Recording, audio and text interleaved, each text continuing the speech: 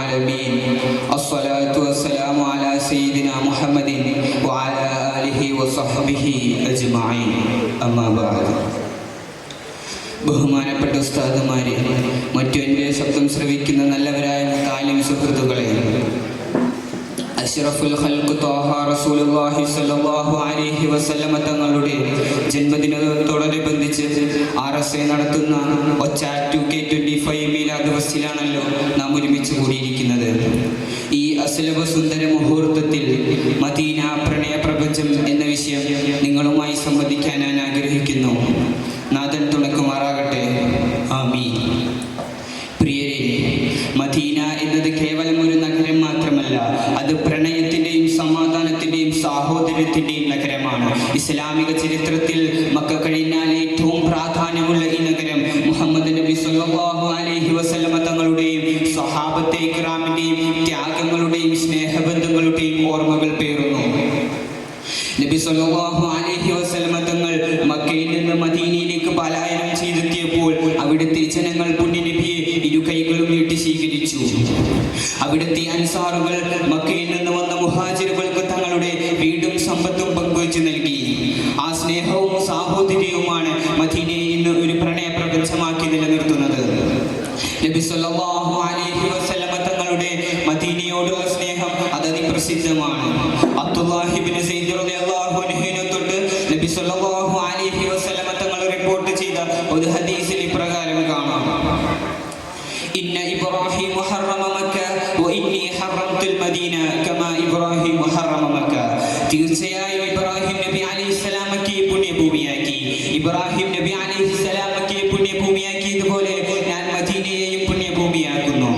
ഈ ഹദീസ് മദീനയോടുള്ള അവിടുത്തെ സ്നേഹവും അതിന് നൽകിയ പ്രാധാന്യം വ്യക്തമാക്കുന്നുണ്ട്. നബി സ്വല്ലല്ലാഹു അലൈഹി വസല്ലമ തങ്ങൾ മദീനയെ അത്രയധികം സ്നേഹിക്കുകയും അതിൻ്റെ സമാധാനത്തിനും ഐശ്വര്യത്തിനും വേണ്ടി പ്രാർത്ഥിക്കുകയും ചെയ്തിരുന്നു. അവിടുത്തെ ഓരോ മൺതിരിയും ഓരോ കുന്നും പ്രവാചകന്റെ പാദസ്പർശമേറ്റ പുണ്യഭൂമികളാണ്.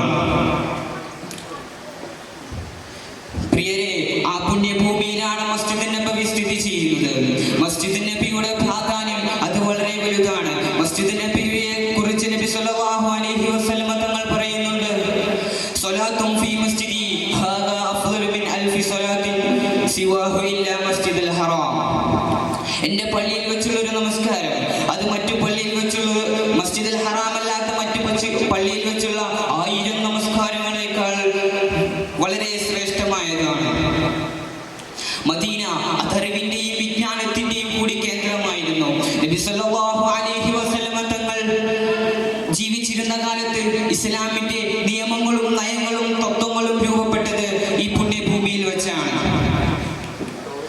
ഇന്നും ആ പുണ്യഭൂമിയിലേക്ക് ഒരുപാട് ആളുകൾ തീർത്ഥാടനത്തിനായി എത്തുന്നുണ്ട്. ഇസ്ലാമിക ചരിത്രത്തിലെ ഏറ്റവും ആദ്യത്തെ സർവകലാശാല ആരംഭിച്ചത് ഈ പുണ്യ മദീനയിൽ വെച്ചാണ്. അതിന്റെ ജ്ഞാനത്തിന്റെ അനന്തരഫലങ്ങൾ ഇന്ന് ലോകത്തിന്റെ നാനാദിക്കുകളിലേക്കും ഇങ്ങനെ അലയടിച്ചു കൊണ്ടിരിക്കുന്നു. മദീന സന്ദർശിക്കുന്ന ഏതൊരാൾക്കും അതിന്റെ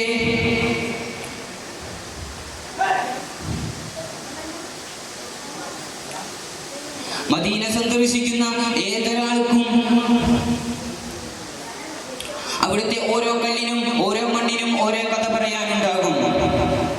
പ്രവാചകന്റെ ജീവിതത്തിലെ ഓരോ നിമിഷങ്ങളും ഈ നഗരങ്ങളുമായി അഭേദമന്യേ ബന്ധപ്പെട്ടിരുന്നു.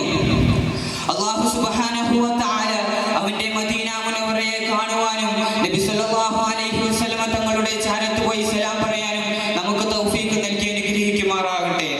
നാളെ ജന്നാത്തുൽ ഫിർദൗസിൽ വെച്ച് നബി സല്ലല്ലാഹു അലൈഹി വസല്ലമയോടൊത്ത് ഒരുമിച്ച് കൂടാനും അല്ലാഹു നമ്മൾക്ക് തൗഫീഖ് നൽകി അനുഗ്രഹിക്കുമാറാകട്ടെ എന്ന് പ്രാർത്ഥിച്ചുകൊണ്ട് ഞാൻ എൻ്റെ പ്രസംഗം ഇവിടെ അവസാനിപ്പിക്കുന്നു.